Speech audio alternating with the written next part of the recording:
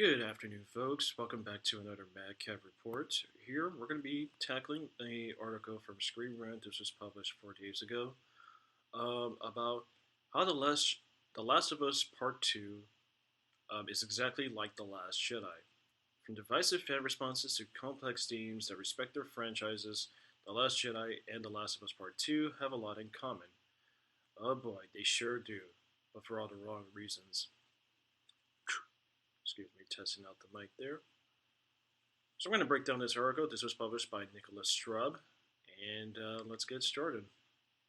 On the surface, Star Wars and The Last of Us seem like they have nothing in common.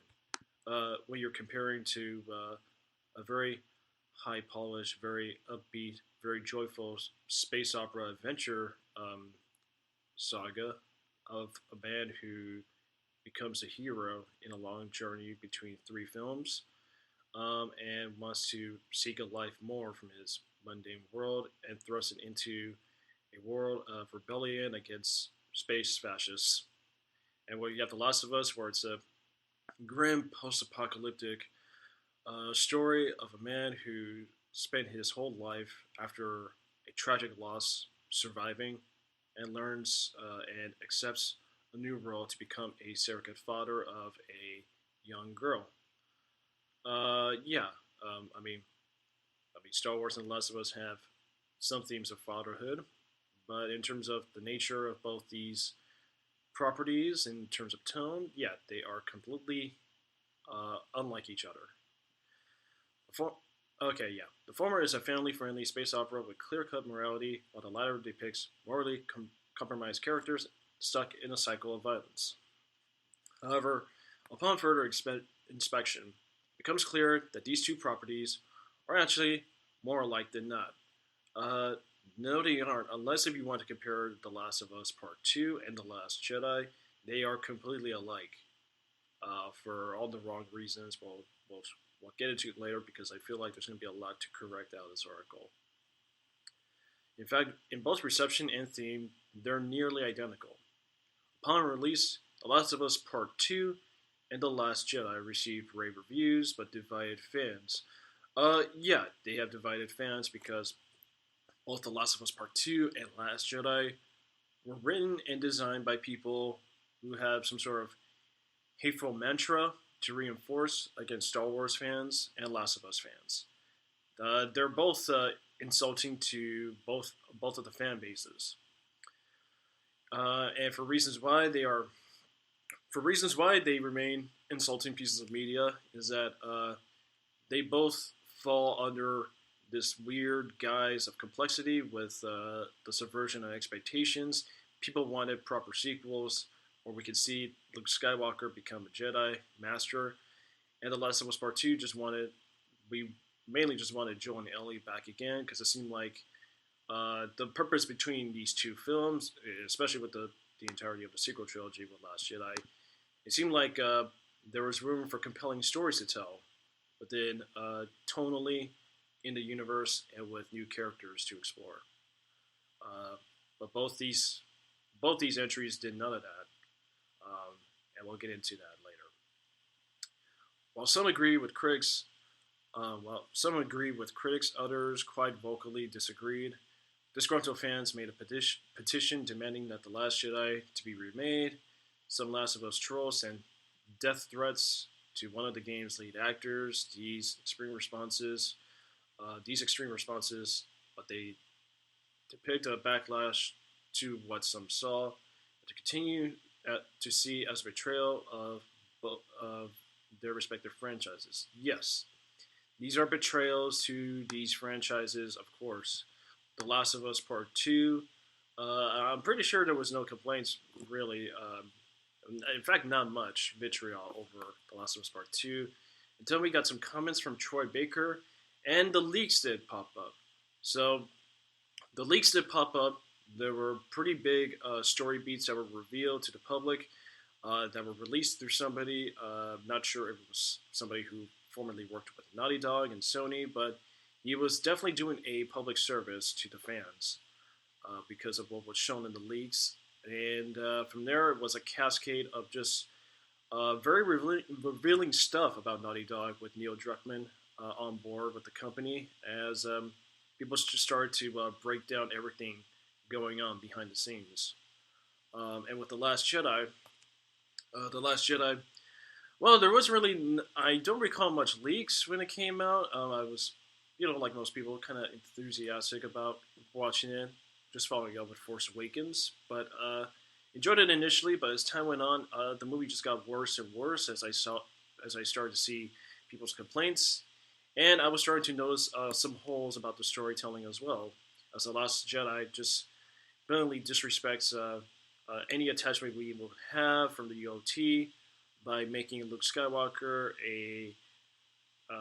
as the article would say, a disillusioned, curmudgeon old man who finds the Force meaningless. Um, well, let's continue. Fans said The Last Jedi broke canon by portraying Luke Skywalker, the optimistic hero of the original trilogy, as a disillusioned curmudgeon who resents the Force. The Last of Us Part 2 angered many people by forcing players to spend over 10 hours with the person who murdered the beloved protagonist of the original game. According to these fans, The Last Jedi and The Last of Us Part 2 degraded their franchises. Yes, despite whatever money or records that both property entries did hit, um, it was definitely held for the short term, but for the long term, The Last Jedi led to some very dour things with Star Wars. Solo, a Star Wars story, was the first colossal bomb to ever happen in the franchise's history. Um, and During Last Jedi's theatrical releases, there were some sharp drops within the domestic box office, especially some drops in removal of the film in other markets such as China, especially I think Russia too. And The Last of Us Part 2, well, I try to research as much as I can on a day to day basis. I haven't really picked up any new sales records other than, despite the 4 million copies it sold physically and the 2 million digital downloads on PSN, I mean, it is a sure hit. But I'm expecting that I'm expecting that the game will probably cross 10 million units to be sold in order to solidify its status as like a success. But in other markets, especially London, Germany, and I think China too, it had steep sales drops along the way. Okay, here we go. Ironically, however, it is through these controversies that both The Last Jedi and The Last of Us Part 2 know their respective histories. Abby's role in The Last of Us Part 2 may be painful to the player, but that's the point. Naughty Dog wanted players to hate Abby in order to emphasize the empathy that's at the heart of the series. There's really. Oh, wait, hold on a second, let me keep going. In the original Last of Us, audiences came to love Joel despite his terrible deeds. Making Abby the co-star, Naughty Dog doubled down on the themes and love and redemption, since unlike Joel, Abby hurts Abby hurts people the audience cares about. Similarly, Luke's journey in the Last Jedi encapsulates Star Wars' philosophy about the Force.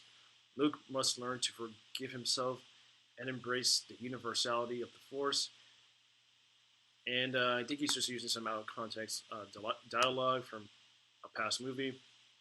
The film echoes Yoda's words, "When the Emperor strikes back, the Force energy surrounds us and binds us."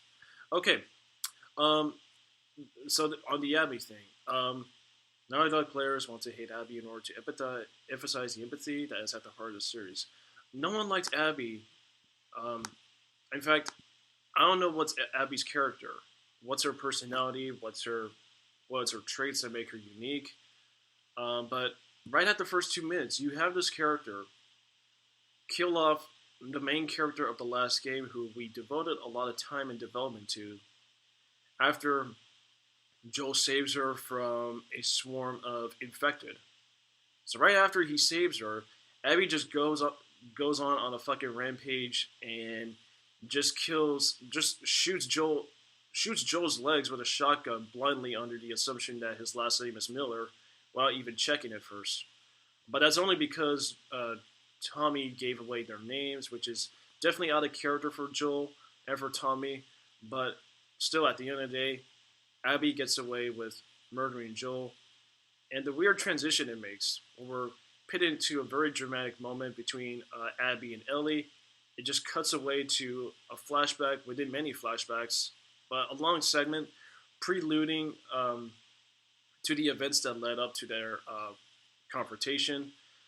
Abby is defecting against Wolf, pretty much a military faction taking over after Fedra, who pretty much just live a well-privileged life of just gym, gym time, and gym access. Plenty of meat and burritos to eat as they're raging war against the Seraphites, the religious zealot community across Seattle. And so coming up, and then encountering these two kids who were defecting from the Seraphites, it's a save the cat moment. Abby feels guilty for reasons unexplained. I mean, it might be related to the kids, but she's feeling general guilt over her life, which has never been conveyed or confirmed in any way, shape, or form. So Abby saves the two kids, that is Yara and Lev, from the Seraphites, and forms a friendship with them. But there's really nothing to care about because, well, this story idea for Abby might come out okay on paper. In fact, if there was a spin-off sequel to The Last of Us Part 2 where you wanted to explore more of this world, I'd be okay with that, as long as it doesn't really tangle with the main characters and story arcs of the first game. But at the end of the day, she's still the murderer of Joel, and she gets more empathy, more so than Ellie, which is a huge mistake in a writing perspective. And to Luke Skywalker, Luke Skywalker must learn to forgive himself. I mean, Luke Skywalker spent 20 or 30 years in exile, and now he's learned to forgive himself because a woman came to him on Acto for training and guidance. And Luke's like, I'm going to give you 2.5 lessons, and then I'm done. And then it's just, from there, it's just him sharing contempt about the Force, the hypocrisy of the Jedi, and how it's all hubris and stuff, and pretty much wanting to stay on the island to just die. And taking this out of context line does not really improve the film at all, because Luke doesn't really do anything Force related to show that he is fully accepting of the Force again, except that critical moment towards the end of The Last Jedi, which ultimately kills him. But let's continue. Luke and Ellie have parallel character arcs. Well, I would argue Luke and Ellie have bad character arcs. Luke's journey of re-embracing the Force is rooted in letting him go of an idealized version of himself. Let's see. He is not a perfect being, free from dark thoughts and feelings, but a person. When Luke foresees Ben's murderous future, his body reacts, and he grabs the lightsaber. It's an impulse, not a conscious choice. Why would that be an impulsive nature to Luke Skywalker? That's still not part of his character. He spared a tyrant who ran an evil empire when he had him at bay in Return of the Jedi, but he still did not want to go through with the action of murdering his father, and learned that he was becoming like his father, and therefore tossing away the lightsaber to defy the Emperor's wishes, which only prompts Vader's redemption arc to save his own son Luke from being killed by the Emperor. So this whole Luke sees Ben's future and pulls out the lightsaber. It's just what it is. Just on the bigger picture, it's just an out of scale, out of context repeat of Return of the Jedi. It's a repeated emotional character beat, but with no context, other than it disrespects Luke's character that he was willing to kill the nephew of his sister and his best friend. He has a desire to kill Ben, but doesn't act on it. And what happened is uncomfortable and dark consequences, but it's understandable. Um, yeah, he kills most of his students and destroys the Jedi Temple, but um, what what more consequences could he have gone through uh, that he hates himself so much that he's willing to let go of any belief of the Force? If he wanted to, if he wanted to consult with Ben, I mean, Luke would actually go out of his way to pursue Ben before now he's amassed like this remnant of the Empire, which has like 1,000 personnel, 1,000 personnel plus unit, and multiple ships, and a planet-sized Death Star. But no, he just mellows and contemplates how he's been a failure. What Luke learns in The Last Jedi, or relearns, is that the presence of incorruptible good resides perfectly with the Force and imperfectly in people. At the end of the film, when Luke sacrifices himself through the use of Force projection, when he sacrifices himself through the use of Force projection, he acknowledges that the legend he gives the universe is a part of him, even if it's not the totality of who he is. When Luke dies, he passes on with hope, gazing into the sunset as he did as a boy. However, whereas the horizon once represented his destiny, it now represents the ever-expanding light side of the Force. Um, Ellie's journey mirrors that of Luke as she loses the ideal version of herself previously. She could say her life mattered because her immunity couldn't make a cure, but in The Last of Us Part 2, her immunity is relevant because of Joel's actions. Well, Ellie did not. Okay, well, if you're taking away The Last of Us Part 2 in context, which I feel like with the angle they were going there, trying to vilify Joel's actions, it's kind of a retcon towards the ending of The Last of Us of the original game because one, the Fireflies did not give Ellie any choice or consent that they would go on to do this life-taking surgery operation in order to secure a vaccine, and Joel's just seeing how unethical that action is, and the fact that he did not want to lose Ellie to the world, as the world took away Sarah from him. Joel acts up on himself to kill most of the Fireflies, including Marlene, to save the daughter he now fully accepted. So, um, now the earlier paragraph stated how people enjoyed Joel despite his actions. Well, his actions were of survival, while Abby's were out of revenge in the most contrived, unearned way to achieve revenge. Um, Joel has been mentioned that he had done things to survive, terrible things, and that's evident in the scene between him and Tommy. And the Fireflies, the final mission at the hospital with the Fireflies, was a payoff to all that foreshadowing, and pretty much to what pretty much players had gone through as Joel. So, like Luke, Ellie must find a new identity by the end of the game. What new identity? Ellie was not looking for a new identity. Ellie was pursuing revenge. She witnessed Abby murder the person she relied on for emotional support and for comfort and for like a father to look up to. What new identity is she looking for? Other than just to find revenge. I guess if you could say that her revenge gave her a new identity where she slaughtered a bunch of nameless NPCs as well as a few prominent characters in Abby's life, then sure, but um, Abby doesn't have much of a change of character because by the end of the game, um, Ellie, at the moment of killing Abby, a flashback of Joel somehow prompts Ellie to spare Abby. So a flashback of the victim of your tormentor allowed you to spare the life of that tormentor who took away Joel.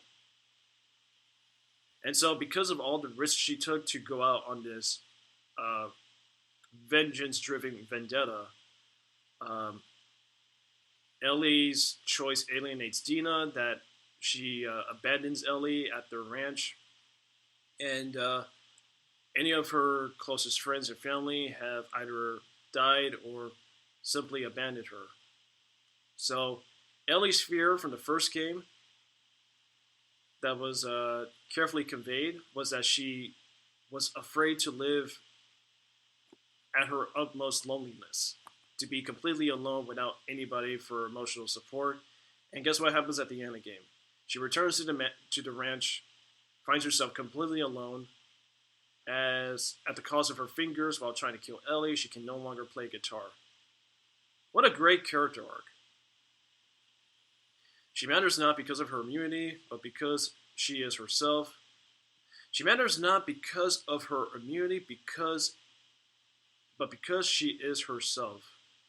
Well, I would just say she's really not herself because despite knowing that Joe lied to her, she's become like a very detached, emotionless, very, yeah, just very rage-driven edgelord. Um,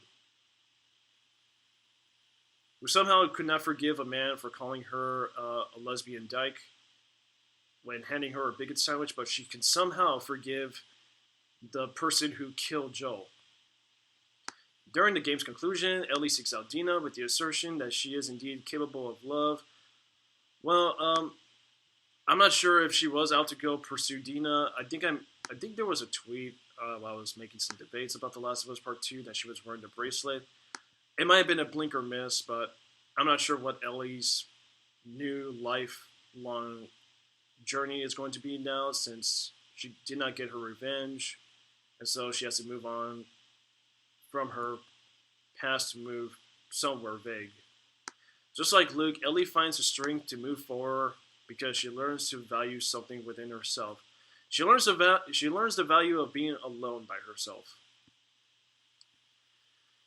Divisive among fans, yet faithful to their franchises, The Last of Us and The Last Jedi dive deep into the series' themes, emerge as twins, albeit with very differently depicted journeys, proclaiming the existence of goodness and love in the face of hatred and evil. No, I disagree. The Last of Us takes pretty much the themes of heroism, adventure, optimism that you can find in a cynical world, and takes everything of the conventions, everything of the lore that you expect out of Star Wars, and just turns it into a product that really goes against everything that the series has stand for, especially with its characters. And the Last of Us. Let me see. Let me read this one more time. Diving into the series themes. Okay, what themes qualifies them to be twins on their own, in terms of like just properties on their own, the Star Wars and The Last of Us series. I mean, The Last of Us was mainly just about The Last of Us was mainly just about survival, starting anew in a world that's completely long gone, but there's still enough life for you to pursue a new beginning. And then The Last of Us Part 2, it's mainly just about the cycle of revenge, and when you do get revenge on some things and you leave the loop open, then it boils down to more and more violence, senseless violence. And forgiveness. Well, Ellie has not learned the concept of forgiveness, which somehow remains hypocritical to her very critical choice she makes towards the end while killing Abby. And even though it crosses between Joel, where in the flashback, despite what Joel had lied to her about for years, Ellie was starting to forgive him. While she completely forgave Abby. Completely different. It's not mutual. What else is there to even say about this? Let me reread this again. Perhaps I'm missing something. Divisive among fans, yet faithful to their franchises, The Last of Us and The Last Jedi and The Last of Us Part 2 dive deep into the series themes and emerge as twins. Well, I guess if The Last of Us Part 2 dives deep into the series themes, it does not expand the themes of survivalism or fatherhood. It does not make more ambiguity. prominent more so than the first game. It's just senseless revenge. And The Last Jedi, well, it pretty much just takes the concept of heroism, good versus evil, and um, any intrigue that we were fascinated by with the original trilogy, and to everyone's argument, the prequels. It really just comes across as replacing it with nothing but cheap subversion and making everything you know about Star Wars meaningless. Because the characters do not change, the newer characters in Star Wars, and the older characters have become pretty much just weird abstractions of their former selves. Albeit with very differently depicted journeys proclaim the existence of goodness and love in the face of hatred and evil. Now, I'm surprised that this wasn't as lengthy as I would expect. This is actually pretty short, but I do apologize for going this beat by beat. But yeah, this is pretty much just just again, just like the Last Jedi, Luke, or I'm sorry, not Luke. Fan reasons why the Last Jedi sucks from the same website. This is pretty much just it is what it is. It's just making like odd, out of context comparisons, very false equivalencies between both franchises. Other than the fact that The Last Jedi and The Last of Us Part Two remain very divided pieces of media in terms of their own franchises, and really leave a pretty dour place in media storytelling and narrative storytelling. And The Last of Us Part Two is pretty much a product of what The Last Jedi was going for. But thank you guys. Thank you again for watching. Excuse me. This is the Madcap signing off. Like, comment, and subscribe. And tell me what you think about this article. I'll post a link on the comments and or on the description below. And I will make more reports as I go along, as I will continue to subvert your expectations by calling out Hollywood and media bullshit. But thank you again for watching, and take care.